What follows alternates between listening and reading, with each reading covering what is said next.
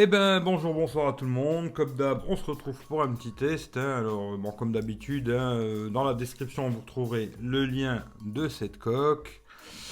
Même si je vous la conseille pas vraiment, mais je vais vous en parler. Et puis mes liens habituels, hein, regardez dans la description, il y a plein de petites choses. Regardez, allez-y, faire un petit tour. Voilà, voilà. Alors j'ai commandé cette coque Clayco, c'est Franck, hein, un pote, hein, qui me l'a conseillé. Il l'a pour le S8 Plus. Lui, il en est assez content. Mais moi, c'est pas le cas, bizarrement. Alors bon, ça arrive dans une boîte, hein. Je l'ai pris sur Amazon, acheté sur Amazon. Je vous montrerai ensuite, hein, comment que ça se passe pour la mettre, quoi.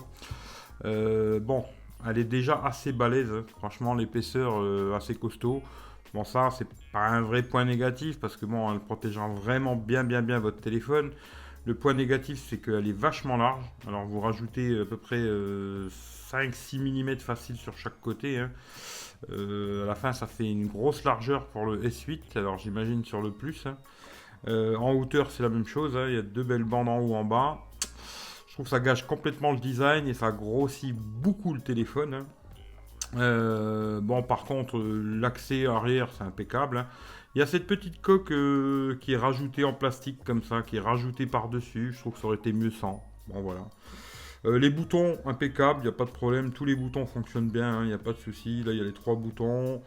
L'autre côté, l'ouverture pour le micro. En dessous, ce qui est pas mal, ils ont mis des caches pour protéger le jack et pour protéger le recharge USB. Bon, c'est pas mal. L'ouverture ici est bien faite pour le micro, pour le haut-parleur. Sinon, il n'y a pas trop de problème, quoi.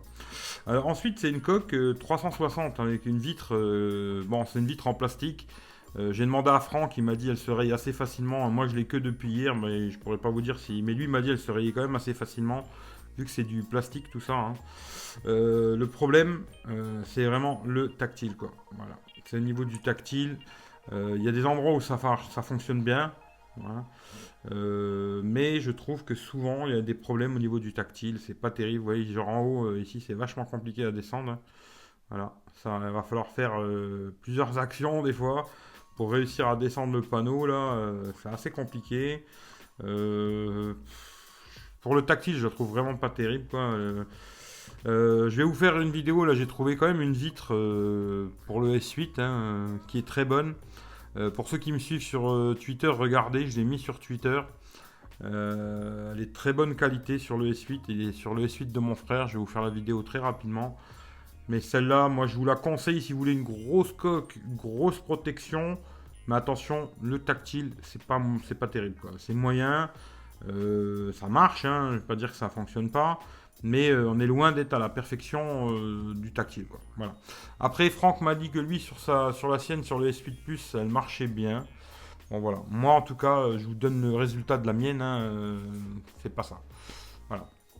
Elle protégera très bien le téléphone, ça c'est vrai. Bon, par contre, elle va être vachement épais, vachement large, vachement haut.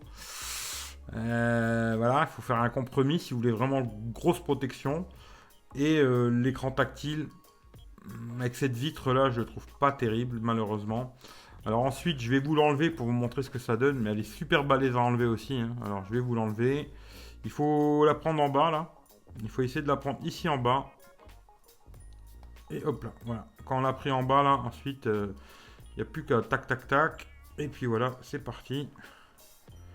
Et là, on peut l'enlever assez facilement. Il n'y a plus qu'à tirer ici. Bon, c'est quand même balèze, hein. Une fois qu'elle est dedans, elle est dedans. Mais voilà. Ça prouve que ça tient bien, quoi. Ça, c'est déjà une bonne chose. Hop, voilà. Voilà la première partie, hein, la coque. Et là, on a la deuxième partie. Alors, pour enlever le téléphone, maintenant, je sais pas. On va essayer de tirer par là. Comment on va faire? On va essayer comme ça. Ouais, voilà. Hop, on enlève le téléphone. Hop là, on va essayer de pas le casser. Voilà comment ça se trouve, hein. C'est deux parties comme ça, bien distinctes l'une de l'autre. On met le téléphone d'abord dans la vitre.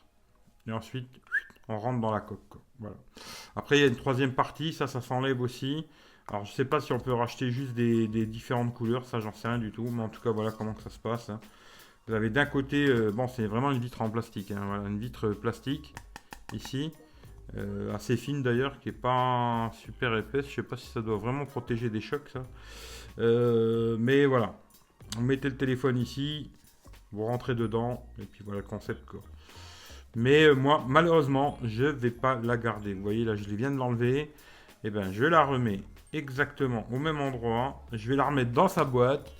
Et elle va repartir chez Amazon. Parce que je vais pas la garder. Pour moi, le tactile est vraiment pas assez bon. En tout cas, merci d'avoir regardé la vidéo. Comme d'hab, hein, ça vous plaît, petit pouce en l'air. Partage Facebook, Twitter, machin, compagnie. Moi, je vous la conseille pas, à moins que vous voulez vraiment une grosse protection. Mais il faudra faire avec le tactile qui sera moins bon, quoi. Voilà. En tout cas, merci à tout le monde. Bonne journée, bonne soirée. Et à très bientôt. Prenez soin de vous. Ciao, ciao.